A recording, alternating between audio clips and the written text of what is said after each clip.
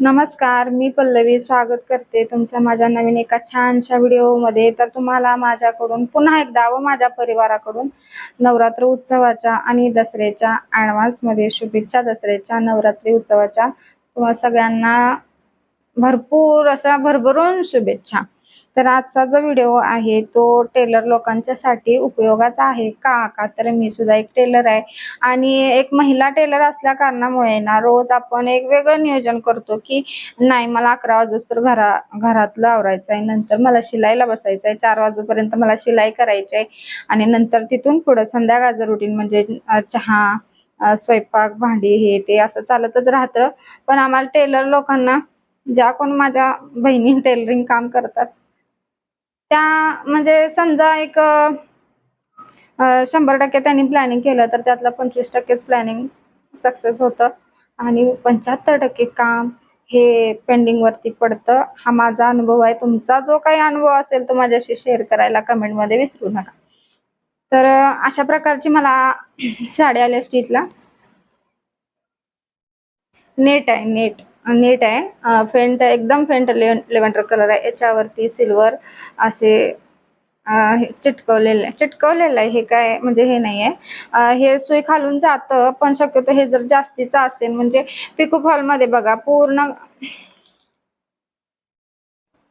म्हणजे एक पाव इंच सुद्धा जागा नाहीये। पिको फॉलच्या मशीन मध्ये हे स्टोन येऊ शकतात ज्या वेळेला आपण फॉल लावतो। आता मी रोज तुम्हाला ब्लाउज बद्दल सांगत असते तर म्हटलं आज चला फॉल विषयी माहिती सांगूया, कारण माझं परवाच पिको फॉलचं मशीन जे आहे ते मी घरी मिस्त्री बोलून दुरुस्त केले आणि त्यांनी मला एक विशेष माहिती अशी सांगितली की ज्या वेळेला पण आपलं पिको फॉलचं मशीन बंद पडेल ना त्या वेळेला तिथल्या तिथं आपण आपलं काम थांबवलं पाहिजे। आपण काय करतो, चला आपल्याकडून काय जुगाड होते का बघूया म्हणून कुठे धागा अटकलाय का किंवा कुठला स्क्रू ढिला झालाय का किंवा जे आपले शिलाईची म्हणजे मोठी शिलाई बारीक शिलाई असं जे त्याचं जे हे आहे त्याचा स्क्रू लूज करायचा किंवा टायमिंग पुढं मागे घ्यायचं हे आपण घरगुती जुगाड करतो। पण तसं काहीही न करता जेव्हा कधी आपली मशीन बंद पडली ना, पिको फॉलची म्हणते मी, कारण जे आपलं शिलाईचं मशीन असतं ते सोपं असतं, त्यामध्ये आपण स्वतः काही ना काहीतरी करू शकतो। समजा बॉबिन मध्ये धागा अडकला असेल किंवा जिथं आपण बॉबिन सेट करतो तिथं धागा अडकला असेल तर असं करून मी सुद्धा एवढी मोठी मशीन आहे माझी, तर मी करते या मोठ्या मशीनला सुद्धा। पण पिको फॉलच्या मशीनला मी काय केलं, मला काय वाटलं की दात्री पट्टी लूज झाले म्हणून मी सगळं असं खोलून नंतर ते बसवून कायच अडकलं नव्हतं त्याच्यामध्ये, काय काय काय म्हणजे काय नाही। फक्त काय झालं होतं, मशीन माझ्या ह्या मशीनला पिको फॉलच्या आता 10वं वर्ष लागलंय, त्याचे जे पार्ट आहेत ना ते झिजले होते त्यामुळे मला तसा प्रॉब्लेम येत होता असं मला त्या मिस्त्रीने सांगितलं। आपण घरगुती पद्धतीने मशीनला काहीही न धक्का लावता पिको फॉलच्या म्हणते मी परत एकदा, पिको फॉलच्या डायरेक्ट मिस्त्रीला दाखवा किंवा दुकानमध्ये घेऊन जा किंवा घरी बोलवून तुम्ही त्याचे दुरुस्त करा, पण स्वतःचे स्वतः काय उपद्व्याप करायला जाऊ नका। ते काम सुधारण्याऐवजी ते काम पूर्णतः बिघडतं। हा माझा अनुभव आहे, मला वाटलं तुमच्याशी शेअर करावा। आणि तुम्हाला पण पिको फॉलच्या मशीन मध्ये किंवा पिको फॉल करताना साड्यांच्या मध्ये काय प्रॉब्लेम येतात, पिको फॉल जर तुम्ही करत असाल तर आता अलीकडेच आहे ना नेटेडच्या एकदम अंगाबरोबर चिटकून बसणाऱ्या साड्या, ती साड्यां तशा साड्या आल्यात, म्हणजे नाही का आपले नेटेडचे गाऊन असतात म्हणजे गुलाबी, ही जी साडी आहे ना, जेव्हा कधी पण तुम्ही सकाळचं कामाला सुरुवात कराल आणि पिको फॉल लावायला जाल, अशी साडी जर तुमच्याकडे आली असेल बाय चान्स, ही माझ्याकडे साडी आलेली आहे, म्हणजे मी तुम्हाला सहज सांगायचं म्हणून सांगितलं आणि माझ्याकडे ही साडी शिलाईसाठी आली। तुम्ही बघू शकता याचं कापड इतकं स्ट्रेचेबल असतं, लायक्रा सारखं, म्हणजे याच्यावरती शिलाई अजिबात बसत नाही। ब्लाऊज कसं पण आपण करू शकतो, पण शक्यतो खाली जर लेस असेल तर तुम्ही लावू शकता।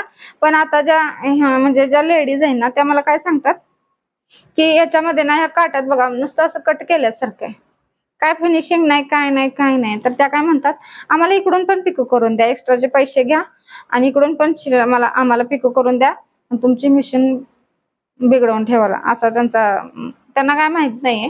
मी तुम्हाला सांगते, अशी जर साडी तुमच्याकडे येत असेल तर शक्यतो तुम्ही नाही म्हणा, कारण हे जे कापड आहे ना, ज्या वेळेला बॉबिन मधून खालून दोरा वरती येतो ना, त्या त्या ह्याच्यामध्ये त्या होल मध्ये ना हे कापड जातं आणि मशीन जाम होते. साडी एकदम बेकार आहे.